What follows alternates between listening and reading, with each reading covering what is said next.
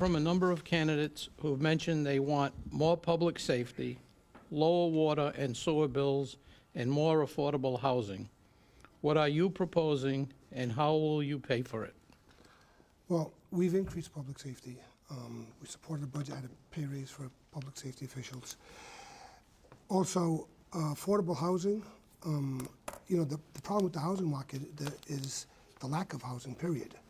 If you can build more housing, and the government should stand behind incentives so that we can afford to build more housing, not just in Fall River, but throughout the Commonwealth, then the prices will come down and make it more affordable. But the shortage of housing is what's causing the problem.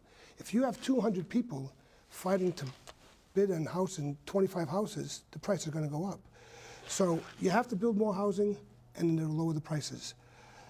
Fall River has done a phenomenal job. 30% of we're at the 30% mark as far as affordable housing goes. Many communities outside of Fall River are not even near that threshold. They don't even come up to 5%, many of them. So we have to make sure that they provide affordable housing so that Fall River is not looked at the only place where people can come to for affordable housing. Thank you. Thank you. Mr. Hart. Thank you, Keith, and thank you, Ray. Thank you, Pam and Mike, for being here, and my colleagues on the panel. It's a good question, Ray. I think I agree with President Kamara about the affordable housing part. The public safety, the police, they did get an increase with their contract. Now the fire department are waiting for their contract. But I do think public safety is very, very important. And I think in this city, we need to do a little bit more. I'm not saying that we're not doing a lot, but we just need to do a little bit more. And I think more of what I look at with public safety is transparency. And I think that when I was on the city council, and I believe you might have been the chairman of the public safety committee, we went throughout the city, throughout the neighborhoods, and went to different neighborhood communities throughout the entire city, had our meetings, and the people there were able to go to the meetings, express their concerns, whether it was crime, potholes, a dilapidated building. It was really good, and we got a lot done there. So I do think that as far as the funding part for this public safety, we're doing a good job. I think hopefully the fire department will get their fair share, but I do think transparency for public safety throughout the city in those meetings will help a lot. Thank you. Mr. Pearson. Thank you, the whole panel and everybody here. However, public housing, I think we almost have enough, to be honest with you. And as Council President Kamara had said, let's get the other cities and towns, especially the ones that surround us, to do their fair part, and they're not doing it. However, we do have land available. Just look at Rodman Street, where we tore down a housing project. That land is still vacant. There's vacant land on Dwelly Street, right next to some of the houses that our State Representative Sylvia has worked so hard at getting rid of the mill building there, and there's houses being built there. So I don't see it as a big problem. It's one you need to continually work at. Thank you.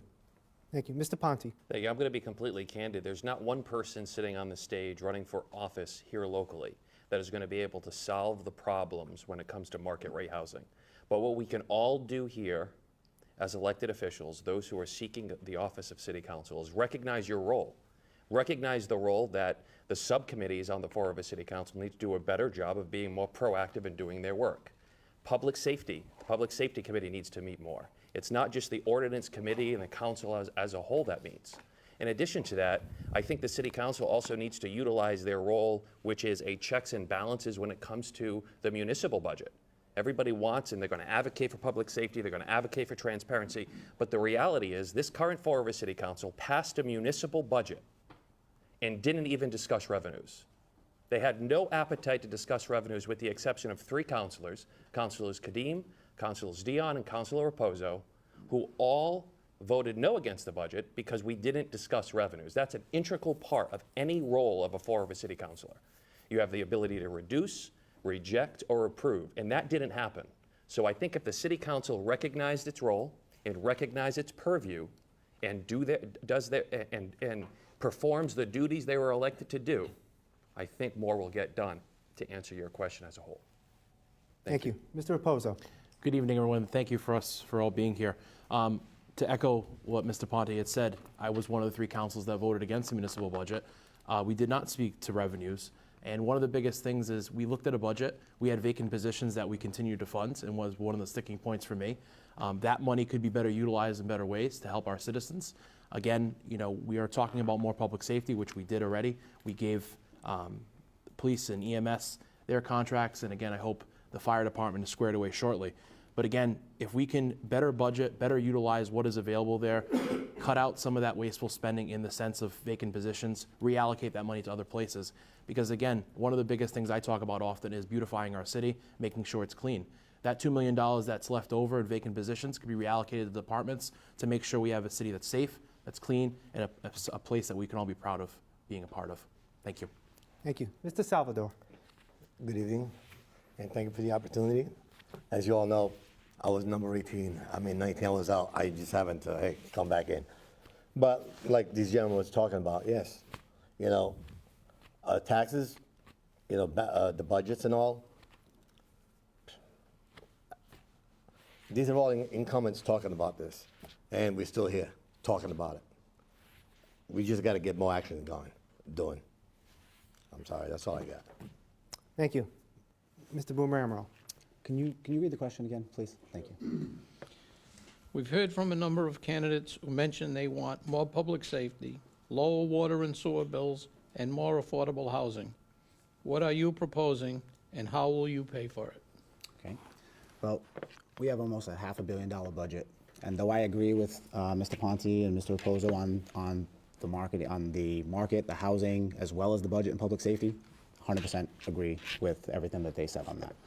However, when you start looking into this budget, there's plenty of money to be found. We need to stop with the admin, all these top tier jobs getting these bonuses and these increases, the guys on the ground getting nothing. We need to focus on that because our water and sewer bills are going up, all our bills are going up, mostly because of those salaries.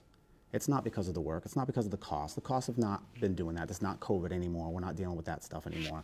The bottom line is, it's fiscal responsibility. And right now we're being run by an admin, and we have, unfortunately, counselors that just fall in line and don't look at the budget, don't even look at that. And that's a big problem.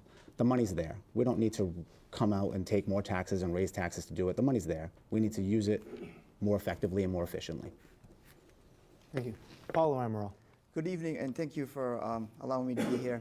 And I agree with what Boomer's saying here. It exactly comes down to fiscal responsibility. And if you listen to all the incumbents here, none of them have proposed here how they're going to be paying for additional housing and for safety. They run around the subject talking about other things, but how are we going to pay for it? And one of the ways we're going to pay for it is by making sure that we have independent audits. How are we going to save? How are we going to look at the budget and make cuts in order to get those savings that we can use for our community, that we can use for safety? When are we going to go ahead and tell these age-dipped developers that if you come to this community, we don't want the 10%, we don't want the 20% affordable housing, we want 30%. And how are we going to pay for it? We're going to look at the budget, and we're going to see where there's the pork, and we're going to cut it. And all the incumbents here walked around the question, and none of them are willing to commit to cutting from the budget and to living with our means and being fiscally responsible. And that's what we need to do. Thank you. Mr. Kadim. Thank you. There's still one incumbent left to speak, so I'll say this. The reason everybody's walking around the topic of conversation is because we don't have the jurisdiction to propose anything in the budget. We're a legislative body. Everybody on this panel, everybody on this committee, everybody running for public office needs to understand what their local government is. The city charter is very, very clear. The executive branch is what puts forth the budget. We make an appropriation. As former Councilor Ponte mentioned, we can only reject, approve, or reduce. We cannot increase, and we cannot make any type of formal request from the administration. We can work with the administration trying to get items that we want to talk about, but in terms of affordable housing, I think everybody has mentioned a good part about affordable housing. I thought Mayor Coogan had a great response during the last debate, that we need a third, a third, a third. He was spot on. You want to talk about public safety? There's a larger crisis going on with public safety. We've got more money that's being thrown at public safety. There's not enough individuals who want to currently work in public safety. That goes with police, fire, EMS, communications. There's a reason behind that. I think we need to work with the administration and figure out what's going on with that. And we can go back in and start talking about the budget, because I'd love to hear what other candidates start talking about plans and what they would do and cut fat. I think when you start looking at other communities, we're not competitive with other communities because we don't pay the proper salaries that other communities are paying. And I think it's important to have the right people in the right positions. Thank you.